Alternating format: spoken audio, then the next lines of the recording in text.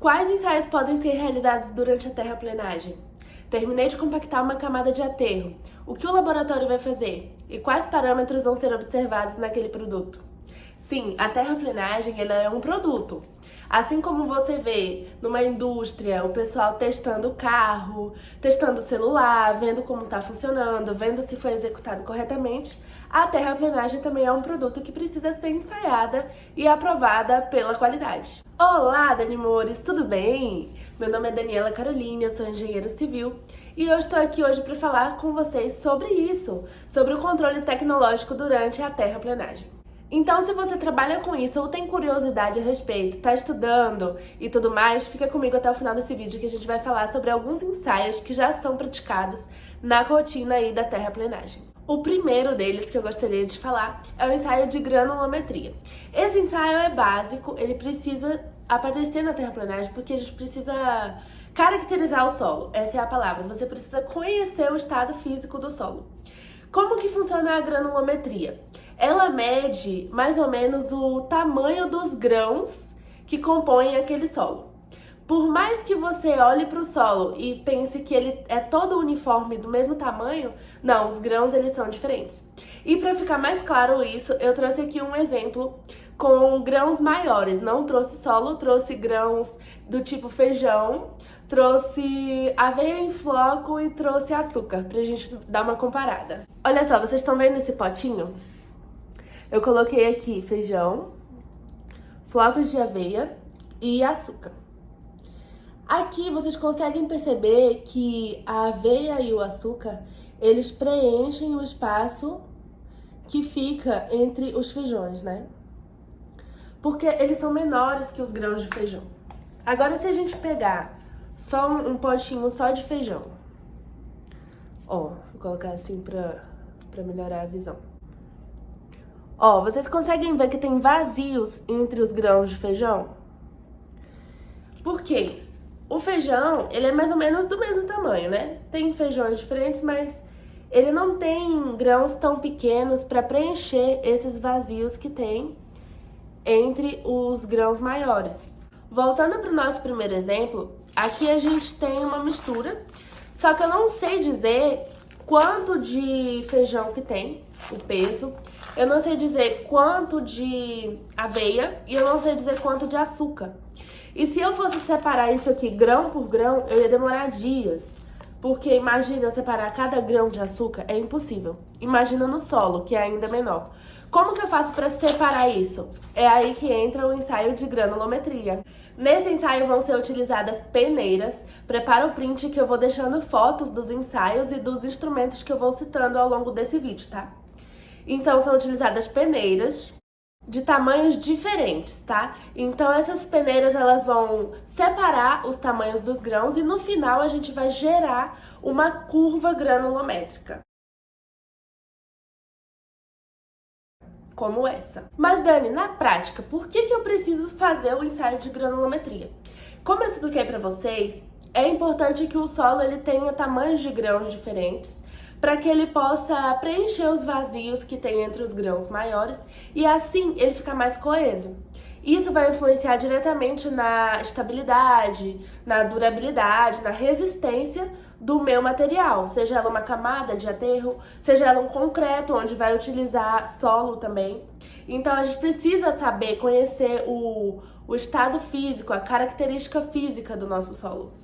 O segundo ensaio sobre o qual eu quero falar para vocês chama-se cilindro de cravação. Nesse ensaio, nós vamos cravar um cilindro no solo, depois de regularizar a superfície bem direitinho, cravou o cilindro até ele ficar totalmente nivelado, né? O topo dele ficar nivelado com o topo do solo.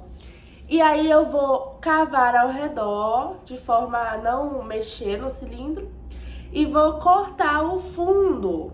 Depois que eu escavar tudo ao redor, eu vou cortar o fundo do cilindro e vou sair com essa amostra de solo para fora da superfície. Eu vou pesar esse cilindro junto com o solo e como eu já sei o peso do cilindro, porque é um cilindro conhecido, eu vou subtrair e vou achar o peso só daquele solo ali. Com aquele peso, eu vou fazer cálculos para descobrir o grau de compactação do meu solo. Então, esse ensaio aí, ele é padrão. Em todos os projetos que teve terraplenagem e que eu acompanhei, eu vi o ensaio de cilindro de escavação, porque ele é básico e eu preciso saber com quantos graus de compactação aquela camada ficou e se ela ficou dentro do limite que está pré-estabelecido. O terceiro ensaio que eu quero falar, ele tem o mesmo objetivo do ensaio do cilindro de escavação, só que a forma de execução dele é totalmente diferente. O nome dele é frasco de areia. Olha a foto. O frasco de areia é muito legal. Eu tenho lá o meu solo. Então imagina que o solo tá aqui. Eu vou pegar aquela bandeja que vocês viram, vou até colocar uma foto só dela. Vocês viram que ela tem um furo no meio? Eu vou escavar o meu solo respeitando aquele limite de furo e ele vai ter 15 centímetros de profundidade. Só que essa escavação ela não é feita com um cilindro bonitinho, igual a gente viu lá no outro ensaio. Ela é feita com uma talhadeira e uma marreta. Vai escavando e vai tirando o solo e vai reservando ele ali. Quando você termina de escavar, ele tem 15 centímetros de profundidade, mas você concorda comigo que não é uniforme? Pode ser que tenha 15 no meio e na bordinha tenha 16, 15,5. A ideia é que fique nivelado, mas você não tem esse acesso, né? Você não tem esse controle. Então você escavou ali e você também não tem o controle das paredes internas, né? Desse furo, porque você foi escavando manualmente, você não colocou uma forma. A única coisa que você sabe é que no topo tá seguindo o furo da bandeja. Pois bem, esse material que você escava, você vai pesar ele para você conhecer qual foi o peso do material retirado ali, certo? Depois você vai fazer o seguinte, sabe o frasco de areia que a gente acabou de ver a foto? Vou colocar de novo. Esse frasco aí, você vai pesar ele antes de fazer o ensaio, porque você precisa saber a massa total do frasco com areia que você está utilizando, certo? Então guarda essa informação da massa total. Aí pesou, pegou esse frasco, colocou ele em cima do furo. Ali no meio você tem um registro. Abre esse registro e deixa a areia descer. Essa areia ela vai preencher o furo que você escavou e também vai preencher esse funilzinho que tem abaixo do registro. Depois que ela parou de descer, parou de movimentar, e por isso que o frasco ele dá para enxergar, né, se a areia tá descendo ou não. Depois que ela parou, você fecha esse registro e tira o frasco. Você concorda comigo que quando você tira, ele vai estar menos pesado do que antes, certo? Então você vai pesar de novo para saber quanto que ele tá agora. A diferença é justamente a areia que ficou lá, a areia que ficou dentro do furo e no funil. Quando você tira, a areia que estava no funil fica em cima da bandeja.